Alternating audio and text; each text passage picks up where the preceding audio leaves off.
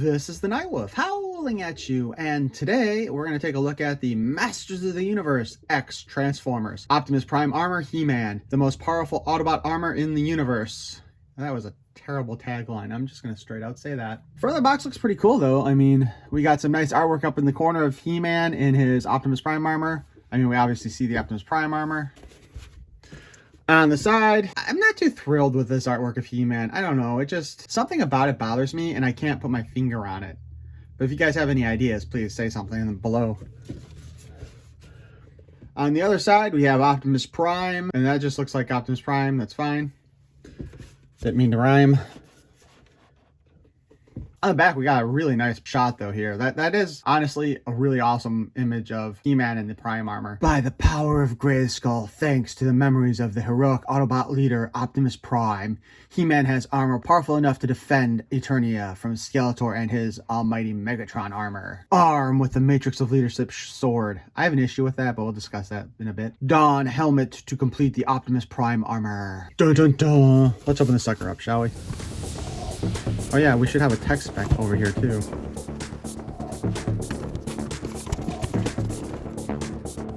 Optimus Prime Armor. Only an Autobot who embodies wisdom, courage, and the power to unite may be granted the status of Prime. So it is only fitting that the power within Optimus Prime Armor may be accessed by the brave and noble He-Man, wielder of the power of Grayskull. Considering the guy who basically created the Decepticons is also a Prime, according to the current mythology, I think that line there is kind of incorrect. Strength of 10, speed of 9, endurance of 10, courage of 10, power of 9. Okay, seriously? He-Man has a power of 9? That should be a 10. Let's be honest. He-Man can freaking lift mountains and toss them. That's a 10. That is like 10 plus, and then a skill of 10.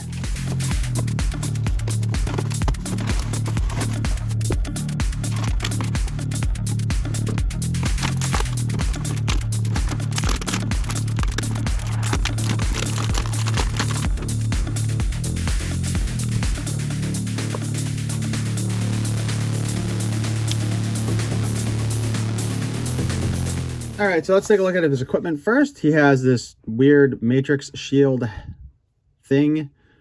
It looks like it's just a combination of energy shield and He-Man's own shield, as shown by those. Not particularly practical, if you get my drift. Although I suppose you could technically catch something in there, but let's be honest, that's probably not going to work well. Not a fan of this one, honestly. I think they could have done a better job on the shield design. Oddly enough, it's pinned into place. We have a sword hand, sorry. We have an axe hand here. As you can see, it could be plugged into his fist hole. God, everything just is sounding worse and worse. Vaguely based on a combination of He-Man's own axe and Optimus Prime's energy weapon. And then we have the Matrix sword. Vaguely shaped like the power sword with the Matrix in the middle and then a energy blade to it that matches the shield. The problem I have with this, like, I know we're doing it because it's Optimus Prime, blah, blah, blah, Matrix of Leadership, all this other BS. But if it was that easy to remake a Matrix, then I think the Decepticons would have their own by this point. You know what I mean? So this is kind of dumb. And the design itself is iffy, in my opinion. I don't know. It doesn't look terrible. I've seen actual Transformers with worse variations on this concept. So, you know, this isn't terrible compared to some of those. We have the He-Man armor here. The helmet does not come off.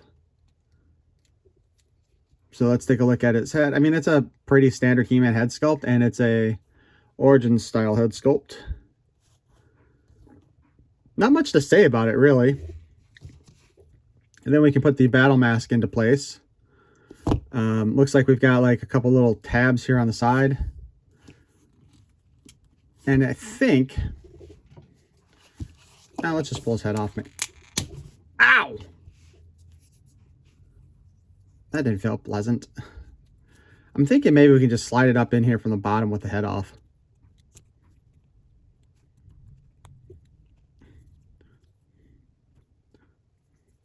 There we go. By the way, everybody, it's got a ball joint there.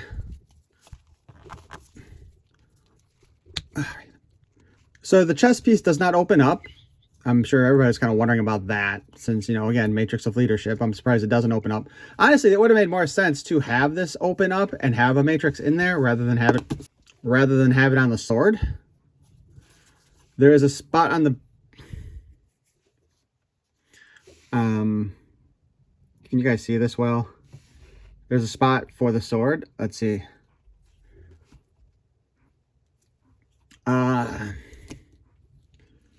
It slides in about that far easily. And then you can force it all the way down if you want. I don't like that. I mean, granted, at least it means it stays in place, but I don't like these extra tight fits like that.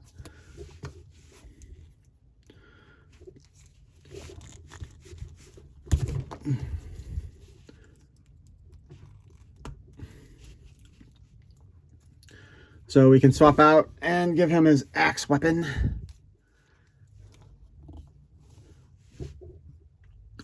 And let's go ahead and put a shield in place just for the shits and giggles.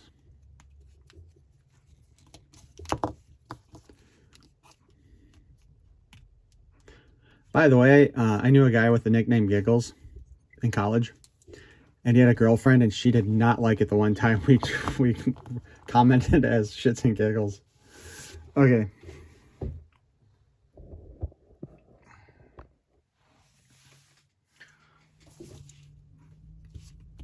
So the actual, the actual design itself, though, I mean, it's not bad. We got kind of like the He-Man H here in the middle. We got Optimus Prime's windows on his boobs. The harness design goes all the way through to the back like that and around. We've got Optimus Prime's grate on the front also. I do think maybe, I wonder if painting the window areas like a blue to actually be windows would have been a little bit better for this. The Autobot symbols are on the shoulder bits, which appear to be glued into place because they don't seem to want to come off. Smokestacks.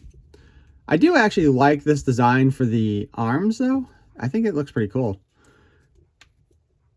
So far, honestly, out of the three He-Man ones that I've looked at for the crossover, He-Man's definitely the best of them. I'm not going to lie. I think he's the best. Let's go ahead and get his hand out of there. And this looks like they're just standard He-Man hands, just in this shiny blue plastic. I'm not sure if it's coated or not. I mean, it's on the inside of his hand, so if they coated it, it's really well done. So, like I said, I don't know if that's like a paint coating or if that actually is the plastic itself. It probably is the plastic itself because we got the same shine kind of on the red parts. Articulation-wise, his head is on a ball joint, as we saw when we pulled it off, so we can spin it around. He can look down, he can look up, he can look over. He can, like, drink out of his smokestack. I don't know why I did that. Okay, so we can spin the arm all around 360. This is where we got into a bit of a problem. The arm does not actually hinge up all the way like previous ones did. And because of the way this is attached, it's not getting out of the way for it, right? So we do have a limit on the up raise on the articulation. Elbow, however, does do its usual bend. Even if this is a new piece sculpted, it still has the same degree of movement as the previous ones. And then, of course, we can swing it because it's a peg. Hand spins around. This has the up and down articulation, so he could hold his magic sword of Matrix alive. Wait, what?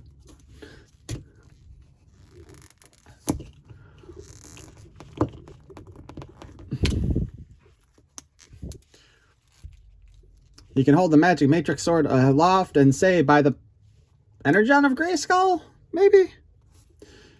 Alright, I don't know. Does do a spin at the full 360. Crotch piece is new. Leg can kick forward that far and back almost nothing. So up. Oh, shoot. The knees, this knee is fused right now. So we can do the knee bend over here instead. Spin at the boot. And we got the hinge and the spin at the ankle. The feet do appear to be new for this figure. Not using the same one that Megatron and Man-at-Arms used.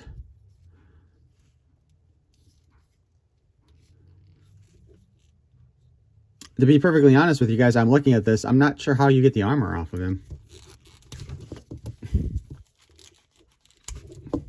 Oh, dang it. I ripped open that thing.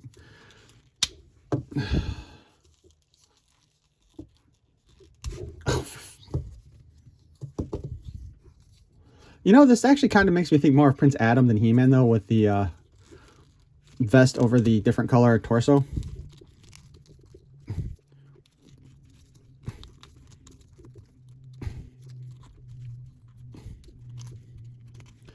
Oh, wow, that was tough. All right, so his torso is painted in a gray. No, molded in gray, then painted flesh. Sorry, brain fart there. I would not recommend trying to take his armor off after that. I just reopened my cut from the Man-at-Arms review for the 2000X collection.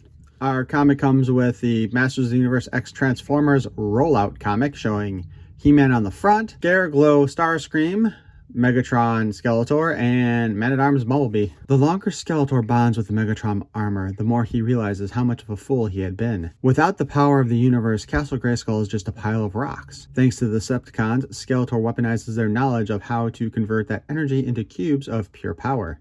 They call it Energon. The power of the universe is in the palm of my hand. Soon I shall dine with the gods. Do not forget about our bargains, Skeletor. Saturnia's reach will be felt far and wide, Scareglow. I stand by my word.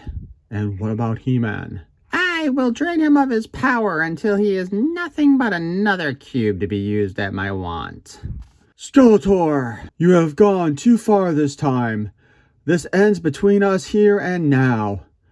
One shall stand and one shall fall.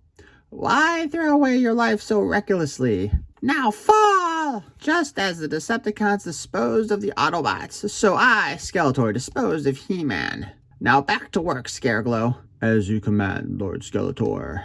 It's gonna take a lot more than that to take us down this time, Skeletor. It's not possible! By the power of Grayskull, for Eternia and the universe. Yield, Skeletor.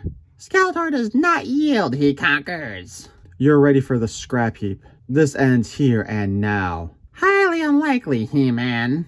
Any last words? None you would want to hear. Pow! It's over, Skeletor. Now it's time to return the power of Grayskull back where it belongs. Until all are one. No! The mighty Skeletor has fallen. Now I am leader and you shall bow to me. Scareglow, you traitor! Is it over? For today, let's roll out. The end. So I guess this is kind of telling us, kind of like what the freaking Thundercats one, man. 2 comics, story done. So I guess that means we're not going to get any other characters done like this. And I don't know, it doesn't make any sense for Scareglow to want to be the leader, although I guess the Starscream armor is having that effect on him.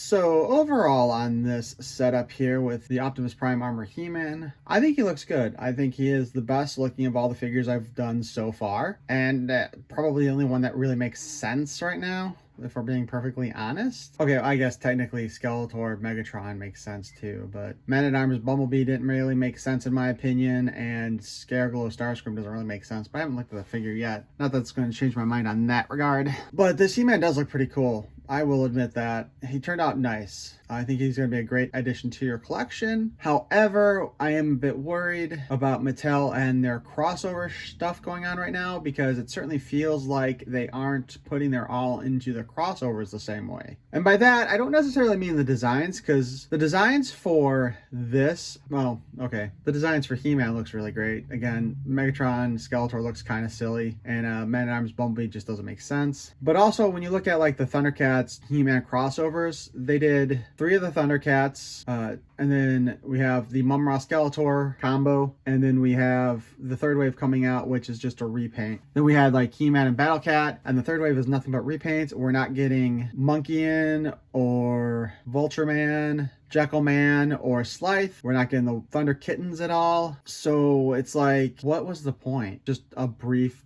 bump up here of some sales. I imagine that they probably went more into development than they might make on some of these crossover figures right now. I just don't know. I mean, Mattel just seems to be trying to cross over He-Man with everything possible. And I kind of wonder how that's working out for them overall. I also kind of wish that they would have given He-Man a variation of Optimus Prime's rifle. I think that would have been looked pretty cool. But again, I was saying this is probably the best figure in the lineup. I would definitely grab him if you find him, although it's very possible he'll go on sale or discount at some point. I mean, Megatron Skeletor and Bumblebee Man-at-Arms both went on clearance pretty much right after Christmas, so you know, you can probably get a decent deal on those at some point. But I don't know, He-Man definitely looks better than those two did. So it's a catch-22 there. You could probably wait to see if he goes on sale, or you can risk missing out on him. However, but I guess it's a whole, what do you think of the risk there? However, I think I would jump on the He-Man if I saw him in the stores, because he does look pretty badass. And I mean, realistically, if you wanted to, you could just swap his head out for a different head and have that armor just be another version of Battle Armor He-Man. It is kind of funny though. I was kind of half expecting them to actually do use by the Energon of Grayskull in the comic, and they didn't, and I'm kind of disappointed in that, as stupid as it would have been to say. But why don't you guys let me know what you think about this figure in the comments below. Is it one you wanted? Did you get him ordered? I'm sure he's probably still available for order. Scareglow was the harder one to get, to be honest with you. At least at the time that I tried to get him. But if you enjoyed this look at the Optimus Prime Armor He-Man, please feel free to smash that like button. And if you enjoyed this review of the Optimus Prime Armor He-Man, please feel free to transform that like button. And if you want to hear more of my nonsense in the future, you can subscribe. Thank you for watching. Peace and love. Oh yeah, and I just want to point out to everybody that it's kind of silly though to have the axe come out of his hand like that, because unlike the Transformers, his hand can't like be pulled back into his body.